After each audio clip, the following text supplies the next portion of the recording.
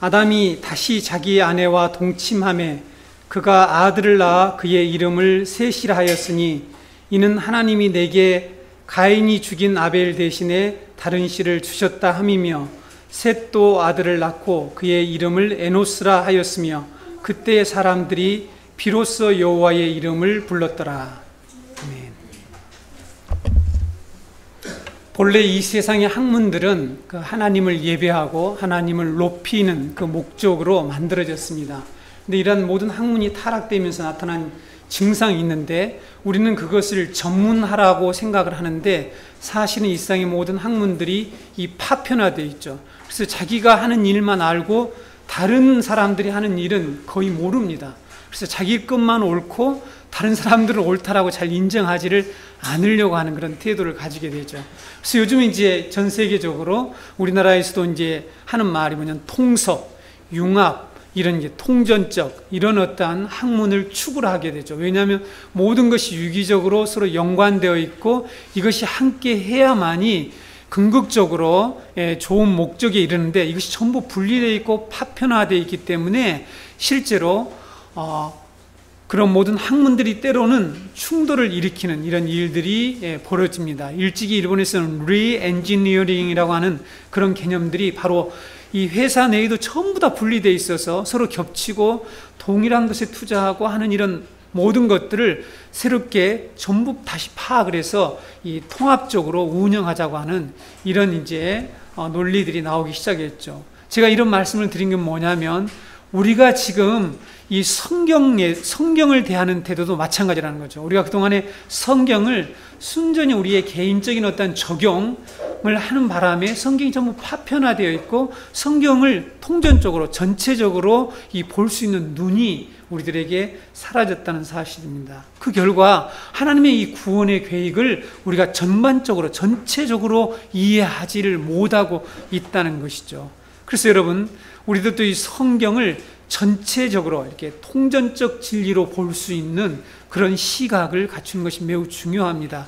그 속에서 내가 어떻게 살아야 되고 무엇을 해야 되고 하는 것들을 깨닫는 것이 중요하죠. 그래서 여러분들 성경 지금까지 들어왔던 모든 성경은 어떤 본문의 사건을 나 개인에게 적용하고 하는 이런 패턴으로 여러분들 성경 읽는 것들을 우리가 다시 한번 재고해 하셔야 됩니다. 지난 시간에 하나님 앞을 떠난 이 가인과 가인의 후손들이 한 일이 도시를 건축하고 그 다음에 문화를 발달시키는 그런 일을 했다라고 말씀을 드렸습니다. 그래서 제가 도시의 기원, 도시가 언제부터 기원되었는지 그리고 성경의 구속사에 나타난 이 두 도시에 관한 얘기, 인간의 도시와 하나님의 도시, 지상의 도시와 천상의 도시에 관한 말씀을 여러분들에게 드렸습니다. 가인의 이 도시 건설과 가인의 후손들이 만들어낸 문화 활동들이 궁극적으로 어떤 것들을 목표로 했는지에 대해서 오늘 좀 더 제가 말씀을 드린 후에 오늘 본문과 연결이 되어 있기 때문에 지난 시간에 이어서 좀 더 이 도시에 관한 인간 도시에 관한 말씀을 더 드린 후에 오늘 본문으로 연결해서 말씀을 드리겠습니다. 하나님께서 에덴 동산을 창설하시고 그곳을 거룩한 하나님의 성소로 이렇게 구별하셔서 하나님이 특별히 그곳에 임재하셨다라고 말씀을 드렸죠. 그곳에 제사장으로 인간을 세우시고 그들이 하는 모든 이 문화 활동을 통해서 온 세상을 하나님의 성전화하는, 즉 하나님의 성전으로 확장해 나가는 일, 즉 하나님의 성전 건축의 사명을 주셨다라고 우리가 1장에서부터 쭉 배워왔습니다. 그것을 꼭 기억하셔야 됩니다. 그리고 그들이 하는 이 모든 문화 활동을 통해서 궁극적으로 하나님을 예배하고 섬기도록 한 것이 최초의 하나님이 이 아담과 하와에게 주신 이 문화 명령이었습니다. 그런데 이 가인의 후손, 하나님께 반역하고 타락한 가인의 후손은 하나님의 성전 건축이라고 하는 이 처음 계획을 완전히 뒤집어서 인간을 숭배하고 인간에게 제사를 드리는 인간의 성전과 제의적 도구, 제사 도구라는 뜻이죠. 제의적 도구를 만들었는데 그것이 바로 가인이 만든 에녹성과 가인의 후손들이 만든 문화라는 것입니다. 어떻게 그런 해석이 되느냐? 그래서 여러분 성경을 이 통전적으로 전체로 보셔야 된다는 것을 제가 앞에서 언급한 것입니다. 인간의 도시란 어떤 곳인가? 인간이 왕이 되어서 인간이 하나님의 지위에 올라서 하나님의 지위를 차지하고 하나님처럼 살고 있는 곳이에요. 잘 생각을 해보세요. 우리가 지금 인간의 도시에서 뭘 하고 있는지, 이 인간들이 이렇게 열심으로 구축해 놓은 이 도시에서 우리가 어떻게 살아가는지, 도대체 누구를 섬기고 있는지, 누구를 신격화하고 있는지를 가만히 보시면 알 수 있다는 거죠. 그리고 이 문화와, 우리 인간이 만드는 문화와 이 종교는 모두 다 인간을 숭배하는 제의적 도구가 되어버리고 말았다는 거죠. 제사 도구라는 것입니다. 자, 이것을 오늘 제가 여러분에게 설명을 해야 됩니다. 그래야만 여러분 성경 전체에서 왜 약속의 자손들이 하는 일과 가인의 후손들이 하는 일이 극명하게 대조되는데, 그 대조되는 중요한 그 핵심이 뭐냐면, 인간의 도시를 만드느냐, 하나님의 도시를 만드느냐, 인간의 성전을 만들어서 자기를 섬기는, 자기를 우상화하고 자기를 예배하게 만드는 그런 문화를 계속해서 만들어내느냐, 아니면 하나님을 높이고 하나님을 예배하고 하나님을 찬양하는 그런 문화 활동을 하느냐, 이 두 차이로 지금 인간은 두 부류로 나눠질 수 있죠. 하나님의 계획과 이 정반대, 가인의 후손들, 타락한 인간들이 도시에서 하는 일, 그것은 하나님의 성전에 앉아서 자기를 높이고 숭배함을 받는 일이라는 사실입니다. 인간 자신을 예배하게 하는 일을 지금 열심히 하고 있죠. 여러분 잘 생각을 해보세요. 사람들이 만들어 놓은 이 종교들 있잖아요. 종교, 이 기독교에 여러 종교들이 있는데, 이 종교들을 가만히 보면 어떤 우상을 섬기는 것 같죠. 그렇죠? 태양을 섬기고 달을 섬기고 이런 어떤 피조물을 섬기고 어떤 사물을 섬기는 같은데, 궁극적으로 누구를 섬기는 것입니까? 누구를 위한 거죠? 자기를 위한 거야. 다 자기 잘 되고 자기 성취하고 자기 목적 이루고, 그래서 자기를 섬기는 거죠, 사실은. 그래서 이 종교만 보더라도 모든 종교는 결국은 인간 자신을 섬기는 것이다. 인간 자신을 예배하는 것입니다. 우리가 만드는 이 수많은 문화들을 가지고 무엇을 합니까? 다 지가 즐기고 자기를 좋게 보이게 하고 자기를 높이고 자기 이름을 드러내고 하는 이런 데 사용을 하죠. 그렇죠? 근데 본래의 목적은 무엇입니까? 본래의 목적은 하나님을 찬양하고 하나님을 예배하도록 했죠. 그래서 여러분, 바울은 그리스도가 강림하기 전에, 그리스도가 다시 오시기 전에 불법의 사람, 이 멸망의 아들들이 나타난대요. 그렇죠? 그들이 반드시 나타나야 된대요. 나타나는데 그들이 하는 일에 대해서 이렇게 말씀하고 있습니다. 데살로니가 후서 2장 1절에서 4절 말씀을 제가 읽어 드릴게요. 데살로니가 후서 2장 1절에서 4절입니다.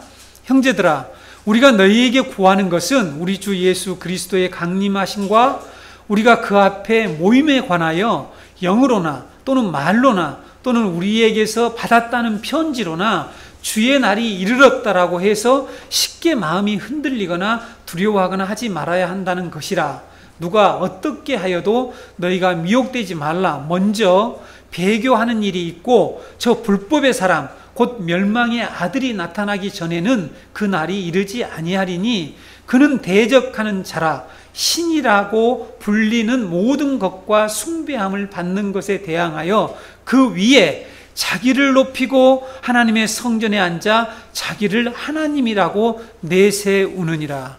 불법의 사람, 멸망의 아들들이 하는 일이 뭐냐면 자기를 높이고 하나님의 성전에 앉아서 자기를 하나님이라고, 자기를 신이라고 내세운 일을 한다는 거죠. 하나님을 대적하는 가인의 후손들, 뱀의 후손들이 세상에 있는 온갖 문화와 종교를 통해서 하는 일, 이것이 뭐냐면 자기를 신격하는 것입니다. 자신을 숭배하도록 하는 거예요. 그렇죠? 여러분, 이 높은 데 있는 사람들, 이 모든 지위를 통해서 무엇을 합니까? 자기를 다 경배하면 좋아하죠. 자기를 경배하지 않으면 싫어해요. 여러분 경험하지 않습니까? 그래서 모두 다 그 경배함을 받고자 이 세상에서는 이 성공을 부르짖는 거죠. 자기 성취를 그렇게 부르짖는 것입니다. 세상의 종교가 어떤 신을 섬기는 것처럼 여러분 생각해서는 안 됩니다. 결국은 그것을 우리가 우상숭배라고 하는데 그 우상숭배의 본질 속에는 사단이 하와에게 미혹했던 그 말을 그대로 이루어가고 있는 것이죠. 그렇죠? 너도 하나님같이 될 수 있다. 그래서 자기를 신격화하는 일, 그래서 자기 신전을 만드는 일, 이 일을 열심히 세상 사람들이 지금 하고 있는 것입니다. 사도 바울이 빌립보 교인들을 향해서 눈물을 흘렸어요. 눈물을 흘리면서 결론이 뭐냐면 우리가 잘 아는 말씀이에요. 우리의 시민권은 하늘에 있다. 자, 눈물을 흘리면서 했습니다. 이 말씀을 그냥 좋은 뜻으로 우리의 시민권은 하늘에 있다. 이 기쁜 마음으로 한 게 아니에요.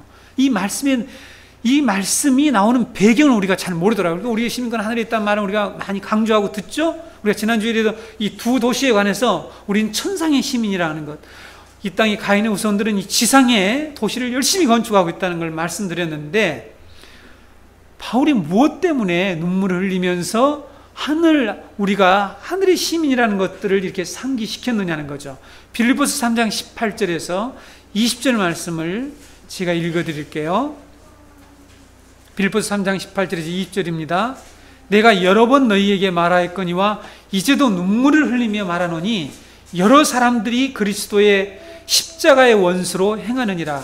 그들의 마침은 멸망이요 그들의 신은 배요 그 영광은 그들의 부끄러움에 있고 땅의 일을 생각하는 자라. 그러나 우리의 시민권은 하늘에 있는지라. 거기로부터 구원하는 자 곧 주 예수 그리스도를 기다리노니. 그들의 신은 여기 이 영어로 가십니다. 그러니까 신이에요, 신. 예. 성기는 신을 얘기해요.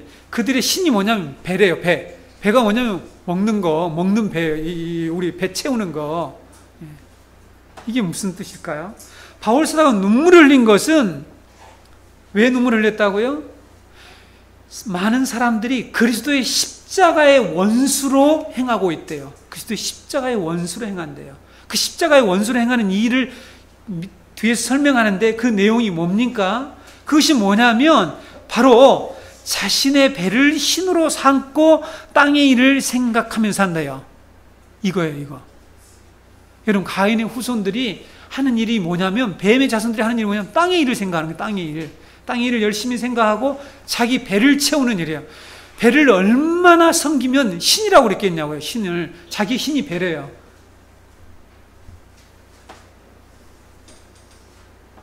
여러분, 그리스도가 오셔서 하신 일은 뭡니까? 그리스도의 원수를 행한다는 것, 십자가의 원수를 행한다는 게 의미를 알려면 그리스도가 오셔서 하신 일이 뭐죠? 그리스도가 오셔서 하신 일을 우리는 어떻게 이해하고 있습니까? 그리스도가 오셔서 하신 일은 하나님이 거하시는 성전을 건축한 일이죠. 그렇죠? 그렇죠. 하나님이 거하실 성전을 완성하시는, 건축하는 일을 하신 거죠. 그 일에 대해서 원수로 행한다는 것이 무슨 뜻입니까? 그러면 인간의 성전을 건축하는 일이죠. 하나님의 성전을 건축하지 않고 대적해서 반대로 하는 일이 뭐냐면 인간의 성전을 건축하는 일이라는 거죠. 이것이 여러분 사람들이 도시를 만드는 일이라고 말씀하고 있는 것입니다. 우리나라에 안타까운 일을 한 가지 얘기하죠. 좀 짚고 넘어가고 싶었습니다. 언제든지. 정말 그럴 수 있는가? 이건 우리들도 똑같은 생각을 하고 있을 수 있으니까. 우리나라의 세계적으로 유명한 큰 교회 목사님이 자신의 아들이 온갖 불법적인 일로 무리를 일으켰죠. 그렇죠? 정말 그 눈에 볼 수 없는 그런 기사들을 싣는 신문지 만들고 스포츠 주고 만들고 기업체를 운영했죠. 그럼 온갖 불법을 저지르고 깡패 동원하고 이런 일을 했죠. 사람들이 비판을 했죠. 이 일을 제기했죠. 그랬더니 무슨 말을 했냐면 제가 이 말을 잊지 않습니다. 우리 아들도 먹고 살아야 되지 않겠습니까? 이 얘기를 한 거예요. 우리 아들도 먹고 살아야 되지 않겠습니까? 여러분, 이 말 속에 우리 인간들 속에 이 목사가 이런 말을 할 정도로 우리는 지금 배를 신으로 삼고 있다는 사실을 알아야 된다는 거예요. 그렇죠? 여러분, 아주 중요합니다. 우리가 지금 인간의 도시에 속해서 살고 있지만 우리는 물론 두 도시 시민으로 살아갈 수밖에 없는 이 과도기적 상황에 살고 있다는 걸 지난주에 말씀드렸죠. 네. 사람들이 목사 입에서 이런 얘기가 나오니까 먹고 살려고 그런 짓 하는 거니까 좀 이해해달라. 이런 얘기예요. 그것이 여러분, 생계형, 우리가 예, 생계형으로 대형교회의 이 문제, 대형교회의 이 목사님이 한 얘기가 그 아들이 우리가 먹을 것이 없어서 그야말로 생계형 범죄가 아니라 기업체 사장으로서 엄청난 부를 누리면서 불법을 행하고 있는데 그런 얘기를 하고 있다는 거죠. 그래서 먹는 문제에 해당하면은 사람들이 그럴 수도 있다라고 눈 감아주는 이런 타락한 문화 속에서 지금 우리가 살아가고 있는 것입니다. 이게 뭐냐면 다 인간이 신이 되어서 신격화하는 그런 현상들이라는 것들을 꼭 우리 그리스도인들이 알아야 된단 말이죠.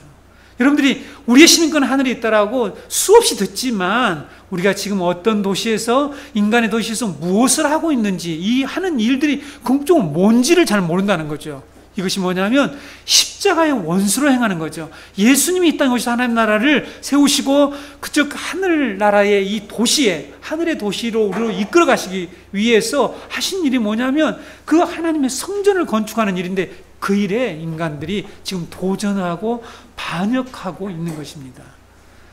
만약 교회에 모인 자들이 자기를 높이려고 하고 자신을 섬기려는 자들이 모였다면 그것이 하나님의 성전, 그리스도 교회가 될 수가 없죠. 그렇죠? 그런데 여러분 한번 생각해 봅시다. 반성해 볼까요?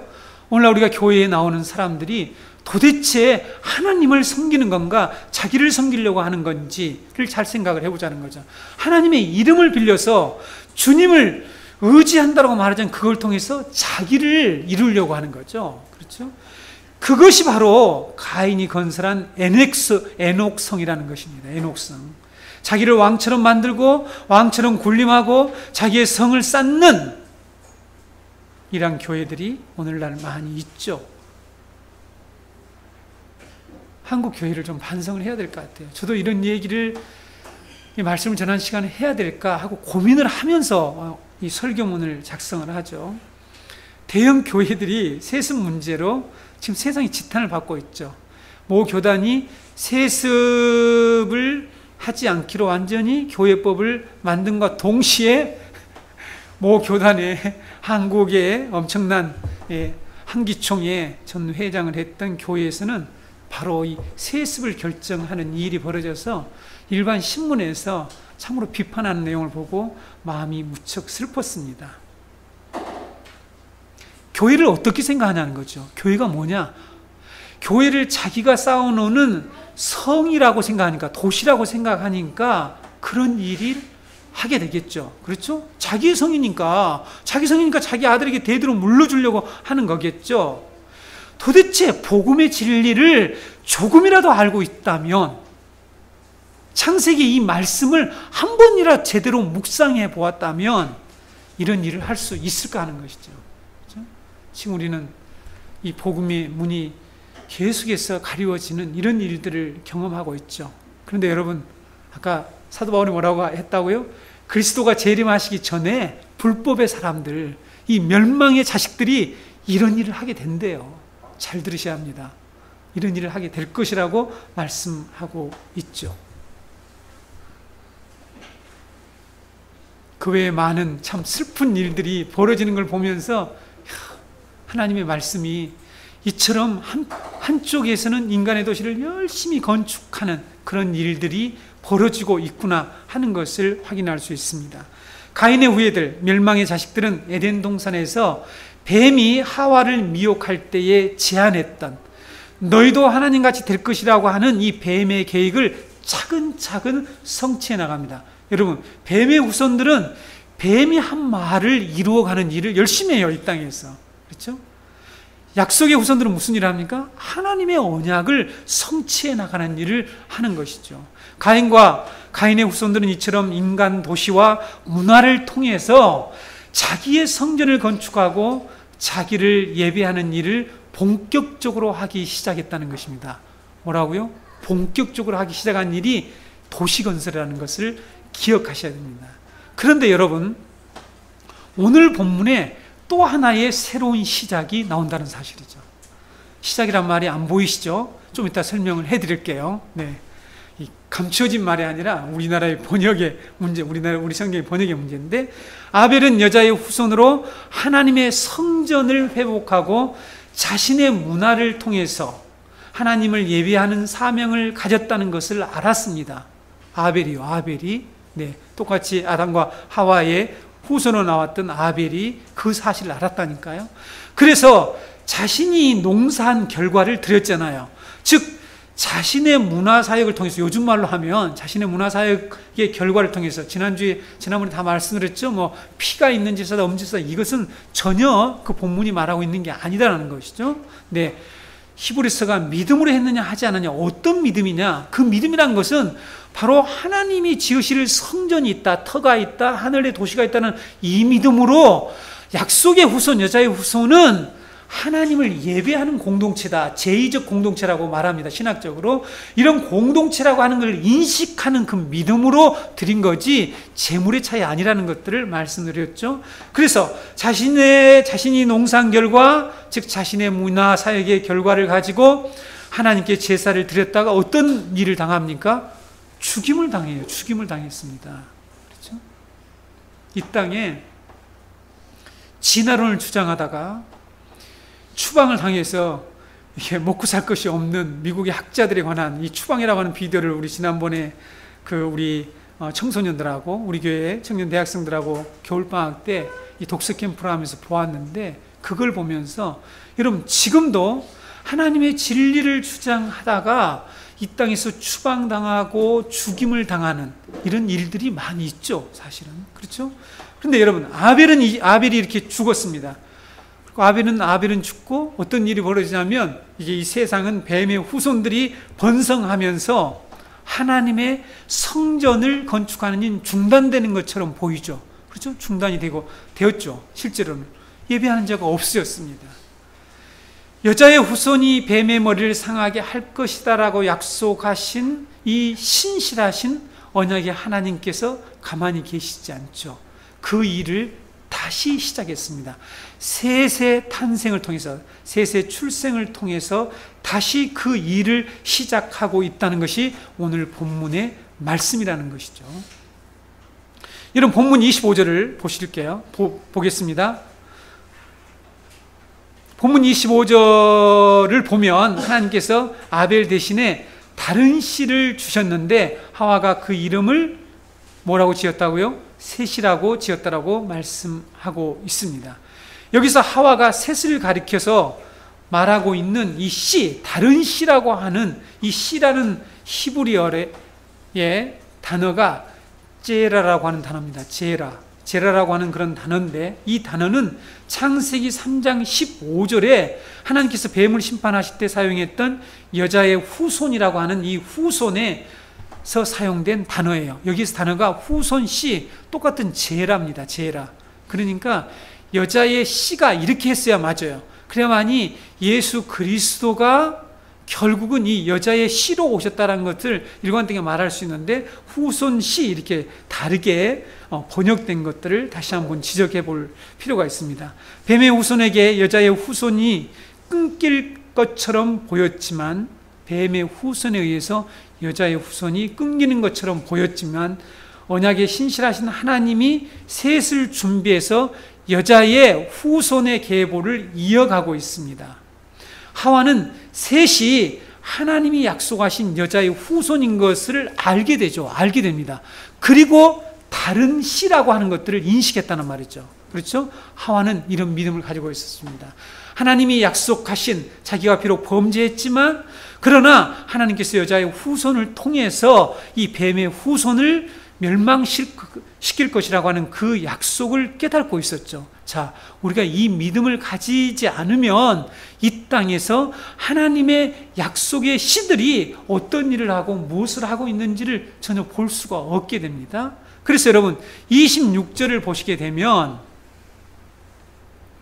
셋이 아들을 낳았는데 그 아들의 이름이 누구냐면 에노스입니다. 그래서 에노스를 낳은 후에 어떤 일을 하냐면 비로소 여호와의 이름을 불렀다라고 기록하고 있습니다.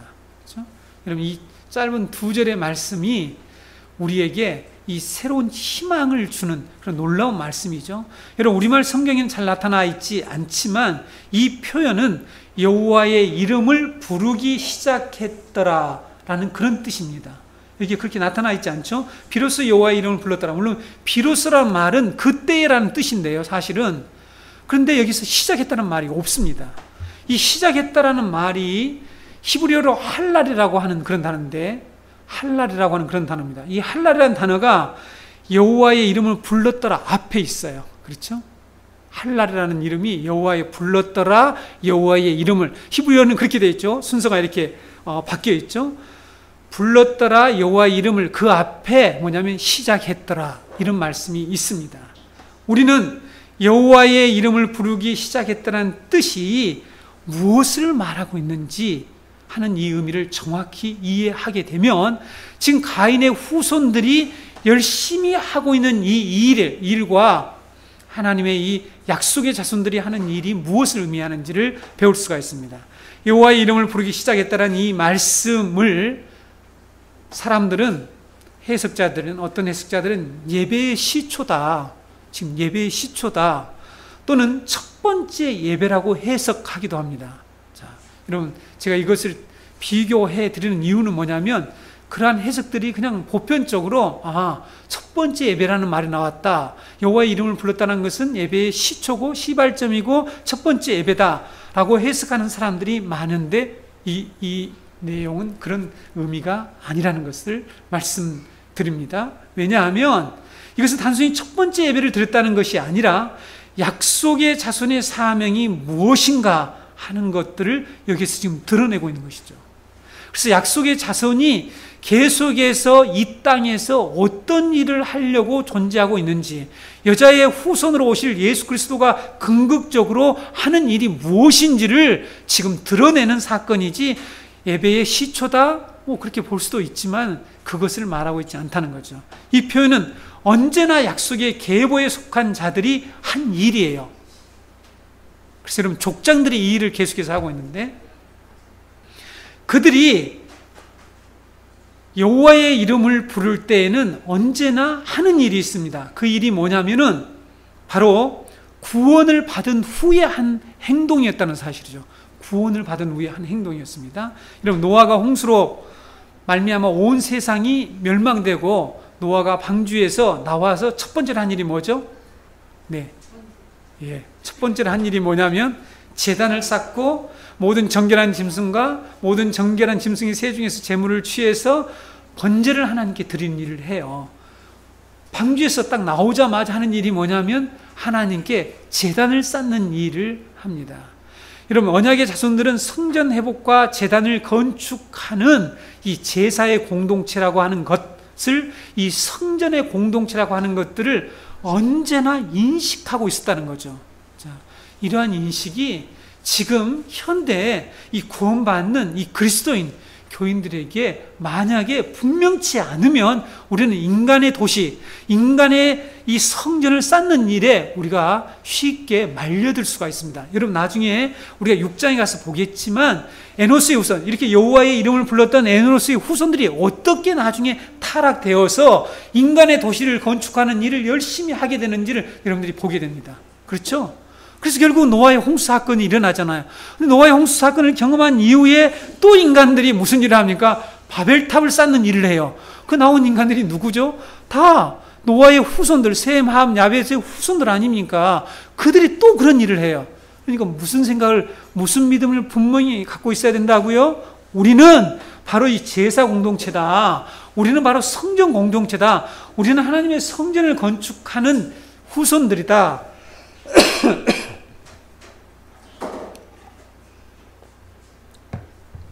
라는 이 믿음이 분명히 가지고 있지 않으면 여러분의 배를 섬기게 됩니다. 배를 뭐죠? 여러분이 신이 뭐냐면 여러분은 배라니까요. 우리의 배잖아요. 모든 사람 지금 먹고 사는 데에 전전긍긍하잖아요. 그 문제를 해결해 달라고 심지어는 주님께 예배하고 제사 드리잖아요. 그러니까 기독교도 결국은 잘못하게 되면 인간 성전을 짓는 것이지 하나님을 건축하는 일이 아니라는 거죠. 그렇지 않습니까?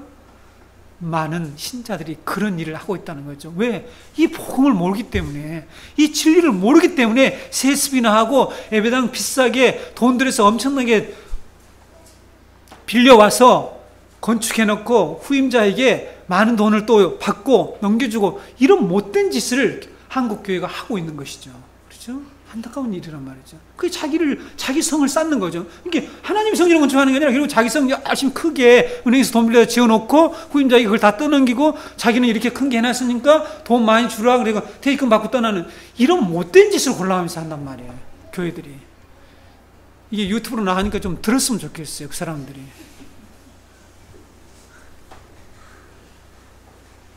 교회가 조금 우습게 보는데, 복음도 아닌 것을 전하면서 너무 슬픈 일이잖아요. 근데 우리 그러면 자연교인들은 뭐 다 옳은 것이 아니겠죠? 바로 이 복음, 이 진리를 알아야 된다는 거죠.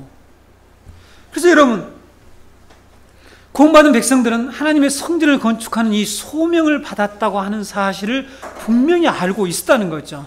오늘 본문 외에 여러분, 창세기 다른 본문에서 여호와의 이름을 불렀다라고 하는 이 표현 앞에 언제나 제단을 쌓았다는 내용이 나옵니다. 언제나. 창세기 12장 7절에서 8절을 보시게 되면, 여호와께서 아브라함에게 나타나 이르시되 내가 이 땅을 내 자손에게 주리라 하신지라. 자기에게 나타나신 여호와께 그가 그곳에서 제단을 쌓고 거기서 베델 동쪽 산으로 옮겨 장막을 치니 서쪽은 베델이요 동쪽은 아이라. 그가 그곳에서 여호와께 제단을 쌓고 여호와의 이름을 부르더니, 아브라함이 최초로 여기에서 제단을 쌓고 지금 여호와의 이름을 부른 그런 장면이 나옵니다. 그러니까 아브라함이 지금 하란에서 떠나죠. 이 구원을 받았습니다. 하나님 백성을 선택받아서 나온 뒤에 한 일이라는 거죠. 아브라함이 기근으로 또 어디를 내려갑니까? 가나안 땅에 있다가 애굽으로 내려가요. 애굽으로 내려갔다가 다시 약속의 땅으로 올라와서 베델과 아이 사이에다가 집을 짓습니다. 진을 치죠. 거기서 한 일이 뭐냐면 창세기 13장 1절에서 3절을 보게 되면 거기서도 똑같은 일을 해요. 자, 여러분, 이 반복되는 패턴을 꼭 이해하셔야 됩니다. 제가 왜 이것은 예배의 시초나 시발점이라고 해석하는 것이 틀렸고, 이것은 바로 하나님의 언약 백성들이 가진 사명이 무엇인가 하는 것들을 드러내는 그런 내용이라고 하는 것을로 말씀드렸는지를 이해하셔야 됩니다. 13장 1절 3절 읽어드릴게요. 아브라함이 애굽에서 그와 그의 아내와 모든 소유와 롯과 함께 네게브로 올라가니, 네게브는 이스라엘의 남방 지역을 네게브라고 합니다. 아브라함에게 가축과 은과 금이 풍부하였더라. 그가 네게브에서부터 길을 떠나 베델에 이르며 베델과 아이 사이에 곧 전에 장막 쳤던 곳에 이르니 그가 처음으로 제단을 쌓은 곳이라. 그가 거기서 여호와의 이름을 불렀더라. 이렇게 기록하고 있습니다. 애굽에서 다시 나온 뒤에, 애굽에서 있었던 일들 여러분 기억하시죠?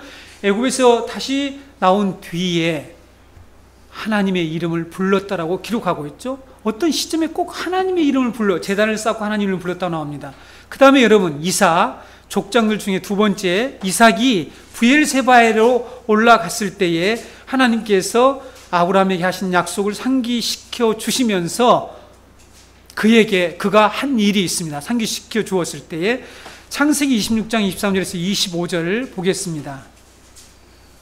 이삭이 거기서부터 브엘세바로 올라갔더니, 거기서부터가 어디입니까? 그랄 지방이에요. 그랄 지방. 그렇죠? 거기서부터 브엘세바로 올라갔더니 그 밤에 여호와께서 그에게 나타나 이르시되 나는 내 하나님 아브라함의 하나님이니 두려워하지 말라. 내 종 아브라함을 위하여 내가 너와 함께 있어 내게 복을 주어 내 자손이 번성하게 하리라 하신지라. 이삭이 그곳에 제단을 쌓고 여호와의 이름을 부르며 거기 장막을 쳤더니 이삭의 종들이 거기서도 우물을 팠더라.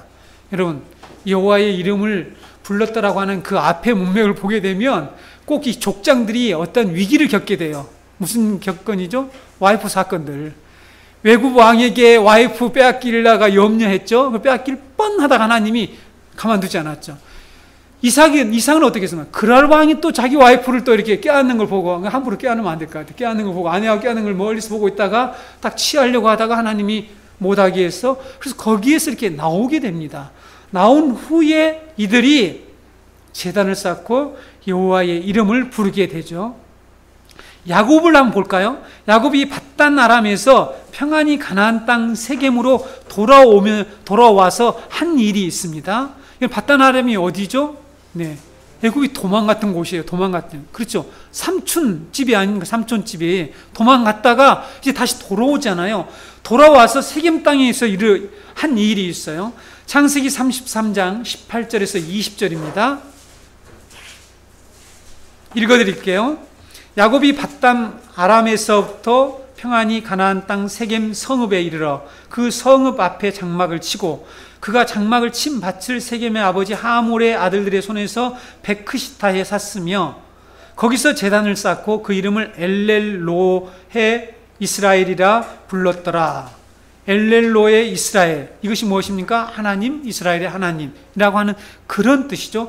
이스라엘의 하나님을 불렀대요. 똑같이 하나님의 이름을 지금 부르는 그런 장면이 나오고 있습니다. 여러분, 이와 같이 아브라함과 이삭과 야곱이 약속의 자손들이 하는 일들을 가만히 우리가 살펴보게 되면, 그들이 여호와의 이름을 불렀을 때를 보게 되면, 그 패턴을 보게 되면, 그들이 하란을 떠난 후에, 애굽을 나온 후에, 그랄 왕으로부터 구원받은 후에 도망갔던 곳으로부터 다시 회복되어서 가나안 땅으로 돌아왔을 때에 제단을 쌓고 하나님의 이름을 불렀다는 거죠. 그러니까 여호와의 이름을 부른 이 사건은 구원과 밀접하게 연관되어 있다는 것을 볼 수가 있다는 거죠. 그들이 제단을 쌓고 하나님의 이름을 부른 것에 대해서 사람들은 하나님에 감사했기 때문이다. 그래서 우리가 어떤 이경을 닥쳤다가 하나님이 건져주시면 감사한금을 낸다. 이렇게 하나님의 진리를 파편화시켜서 아까 앞에서 말씀드린 것처럼 오늘 그런 식으로 설교하잖아요. 감사한금 저장할 때 이렇게 얘기하고. 이거 완전 엉터리라는 말이죠. 그런 내용이 아니란 말이죠. 그렇죠? 지금 이 여자의 후손들이 이 땅에서 무엇을 하느냐라는 거죠. 여자의 후손들이 해야 될 일, 그 여자의 후손으로 오실 예수 그리스도가 궁극적으로 우리가 반역해서 하나님 성전이 파괴되고 그 성전을 다시 회복하는 일을 어떻게 해나가고 계시는가, 하실 것인가 하는 것을 말씀하고 있는데, 그것을 우리가 하나님께 감사한금하고 하나님이 뜻도 철도 모르고 내용도 모르고 하는 헌금은 받지 않으니까 그런 헌금은 그냥 열심히 아이스크림이나 사 드세요. 그게 맞죠. 그렇죠? 자기를 섬기는 인간 성전을 세우기 위해서 헌금하는 이 오늘날 작태들이 너무너무 안타깝다는 거죠. 그렇죠? 그렇지 않습니까? 그래서 여러분, 단지 감사해서 제단을 쌓고 여호와 이름을 불렀다 이렇게 성경 보는 것은 유치하고 정말 성경을 모르는 일이라는 거죠. 하나님의 지금 약속의 자손들이 하는 패턴이 있잖아요. 성경을 그러니까 전체적으로 좀 보자는 거죠. 여러분, 이 모든 것들은 구원이 무엇인가를 드러내는 사건들이라는 것입니다. 약속의 자손들은 구원은 성전, 여호와의 성전을 건축하는 일이며 성전의 기능을 회복하는 것을 분명히 알고 있었습니다. 그들이 그 구원받은 후에 첫 번째 한 행위가 바로 그래서 지금 제단을 쌓고 하나님의 이름을 부른 것이죠. 아벨을 죽인 가인의 후손들은 열심히 인간의 도시를 만들어서 자기를 우상화하고 자신을 하나님처럼 만들어가는 일을 하고 있을 때에 약속의 자손들은 제단을 쌓으며 하나님의 성전을 건축하는 일을 열심히 했다는 거죠. 그래서 궁극적으로 마지막으로 종말에 가서 이 계보를 통해서, 궁극적으로 이 계보를 통해서 예수 그리스도가 탄생하고 그리스도는 성전 건축이라고 하는 하나님의 구원을 완성해서 우리로 이 가인의 후손들이 건설한 이 땅에서 살게 하는 것이 아니라 하늘에 있는 이 천상의 도시, 그 도시의 시민을 만드는 것, 이것이 바로 구원이라는 것을 우리는 꼭 기억해야 합니다. 성도 여러분, 우리는 이 땅에서 인간의 도시를 만드는, 우리가 물론 이 건축 설계를 전공하는 학생이 건축 설계를 하지 말라 그런 얘기가 아니죠. 그렇죠? 이미 인간의 도시, 인간이 만들어 놓은 도시의 이 속성과 이 속에 있는 문화가 가지고 있는 속성이 어디를 지향하고 있는지를 알라는 거예요. 그리스도인들은 그걸 좀 말씀을 통해서 깨달으라는 거예요. 그래서 그런 문화 활동을 누릴 때도, 그래서 너희들이 먹든지 마시든지 무엇을 하든지 주님의 영광을 위하라고 하는 모든 문화 활동이 결국은 하나님을 예배하는 것이라고 하는 그쪽으로 지향하라고 그랬지, 전부 자기를 성취하고 자기 만족을 위해서 자기를 신격하는데 사용하지 말라는 것이 신앙인데, 그렇게 신앙생활하는 사람이 얼마나 있냐는 겁니다. 여러분, 지금 세상의 사람들은 자기 성취, 자기 성공, 자기 완성, 자아 완성, 이런 말들이 완전히 팽배합니다. 그렇죠? 네, 주명 집사님, 용기 있는 기독교 있는 기독교란 그 책에 그런 내용이 나옵니다. 데이비드 웰스라는 사람이, 학자가 아주 신학 실종, 윤리 실종, 위대한 그리스도, 거룩하신 하나님, 그 책에서 아주 이 부분을 자세히, 현대성, 현대인들이 가지고 있는 이 현대성의 핵심이 뭐냐면 자기 완성, 자기 성취, 자아 중심적인 이 자기를 그렇게 중요하게 여겨요. 종말에 고통하는 때가 이럴 텐데 사람이 돈을 사랑하며 누구를 또 사랑해요? 자기를 사랑해요, 자기를. 이게 뭐냐면 자기가 신이니까. 우리가 만약에 복음에 제대로 바르게 서 있지 않으면 우리는 나도 모르는 사이에 우리는 이미 이런 인간 도시의 이 엄청난 문화에, 이 밀고 들어오는 엄청난 강력한 이런 문화에 우리들은 결국은 침몰되고 말이죠. 쓰나미처럼 밀려가고 말 것입니다. 이렇게 자기 숭배에 빠져서 살아가고 있는 이때에, 그래서 세상의 모든 문화와 종교가 바로 인간 숭배 제사의 도구가 되고 있는 이때에 셋 자손들은 어떤 일을 했다고요? 여호와의 이름을 부르기 시작했더라라는 거죠. 여호와의 이름. 가인의 후손들이 열심히 이렇게 자기 성전을 지어가고 있을 그때에 여호와, 하나님의 구원이 무엇인지를 알고 여호와의 이름을 불렀다라고 말씀하고 있습니다. 성도 여러분, 구원이 무엇인 것을 여러분들이 정말 이 복음을 통해서 안다라면 노아처럼, 아브라함처럼, 이삭과 야곱처럼 바로 우리는 하나님의 이 성전 건축을 하는 일에 우리의 모든 삶에 초점을 맞추어야 되겠죠. 성도 여러분, 약속의 이 자손답게 성전 회복, 장차 예수 그리스도가 오셔서 완성될 하늘의 도시, 그 도시를 꿈꾸며 살아가는 여러분들이 되시기 바랍니다. 오늘 제가 설교를 길게 하면 여러분들이 좀 욕하겠죠? 추석인데 오늘 여기까지 하겠습니다.